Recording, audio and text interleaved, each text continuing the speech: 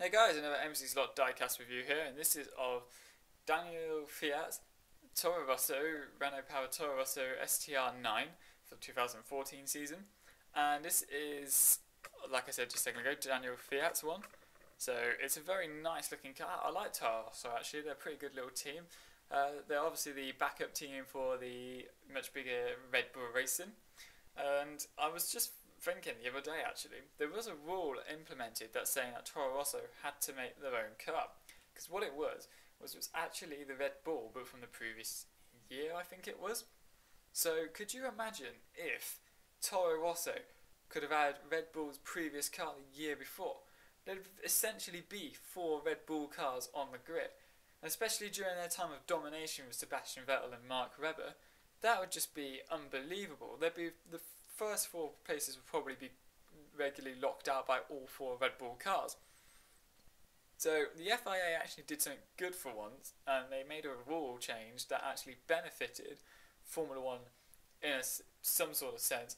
Obviously not if you're a Red Bull fan or a Toro Rosso fan, but for the general safety of the whole grid, the fact that there's not 4 of the Red Bull racing cars racing around and taking over, it'd be like having 4 Mercedes cars on the grid. There'd just be no point to watching Formula 1 at all. It'd be so boring. It'd be like, oh yeah, it's Rosberg first and Hamilton second, and then say for instance it was Massa and Bottas that were in the second Mercedes car and the third and fourth, because that's what Formula 1 has been in the past this whole year. Oh look, it's Rosberg and then it's Hamilton. Oh look, now it's Hamilton and Rosberg. Oh, Hamilton crashed out this race, so Rosberg's run, and now it's Ricciardo third. Oh look, both the Mercedes have crashed out, so there's Ricciardo there to pick up all the pieces.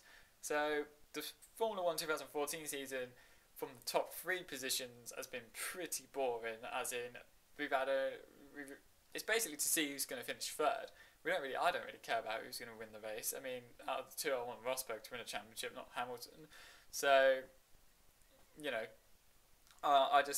is a bit, I watch Formula 1 to actually be entertained, not to, just watch 2 cars dominate it.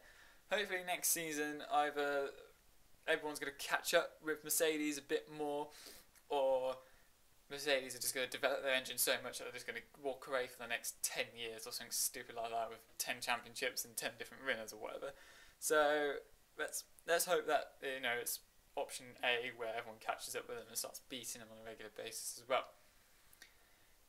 As always, we've got, this is D.Kvyat's car. He's number 26, and these are, I believe it's one of, I think it's 3 teams. I want to say it's 3, but I think it's only 2 teams to have consecutive numbers. So we got 25 and 26, which was Toro Rosso. Jean-Luc Verne picked 25, and Marcus Ericsson and Kobe Ashley picked 9 and 10. So that is their consecutive numbers as well. So it's one of the only teams that actually has consecutive numbers, which makes me think that it would have been better if the teams had picked the numbers, because if you had consecutive numbers, then you could have had some sort of, been like the days of old where teams actually had their own numbers instead of the driver. So that's pretty cool. I like consecutive numbers on a team car, because I just don't like the fact that you can have, say for instance in Sauber, 21 and 99. I think it's just a bit stupid. So yeah, that's kind of, in my personal opinion, annoying. Unless what they did was had it where they finished in the championship last year, that'd be pretty cool. And then obviously anyone that's a rookie that comes in takes the numbers of the driver that they replaced, so to speak. So again, Minichamps, I had a look around for some information about this car. I couldn't find any regards to the amount of parts there are, how many tampo prints, and how many bits and bobs and all that on the car. Slightly annoying. I really do like those little techie bits, well not techie bits, those technical specs. They kind of help me make the video a bit more interesting. Otherwise you just get all my sort of knowledge about Formula 1 and all that. The product code for this one is 417140026, because obviously 26 is Fiat's car. So there is a little bit of a pattern with these numbers. 417 are the first 3 numbers, 14 is the year of the car, then there's a blank for 2, and then it's 26 is obviously the number of the car.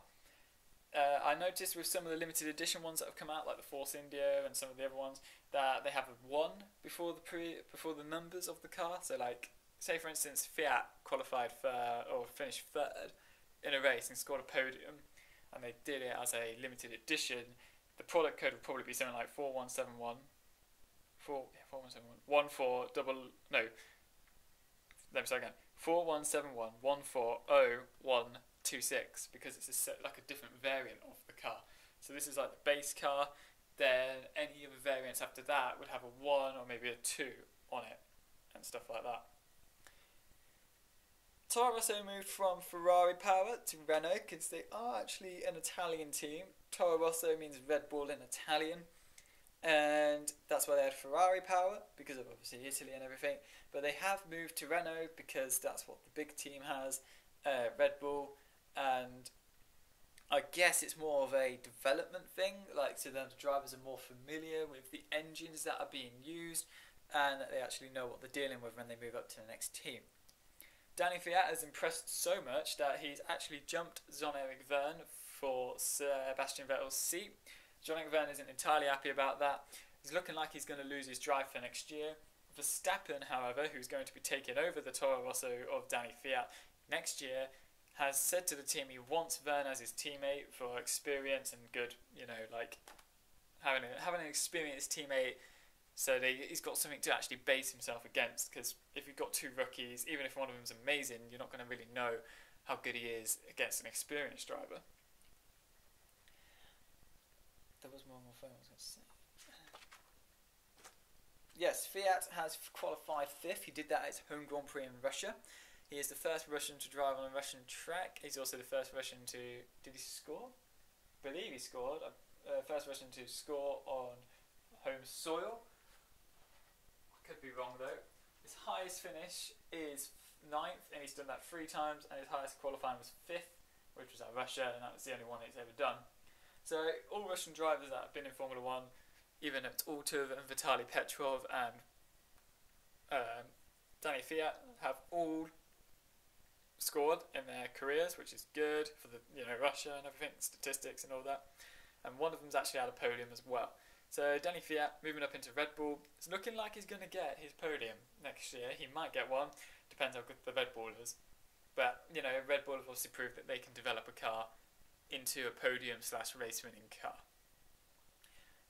As always, thank you very much for watching. Please give this video a like. Don't forget to comment as well, and don't forget to subscribe to the channel. Any feedback about the channel would be greatly appreciated as well. And as always, don't forget to check out the Dean Ross Slaughter's channel and also MC Slots eBay shop.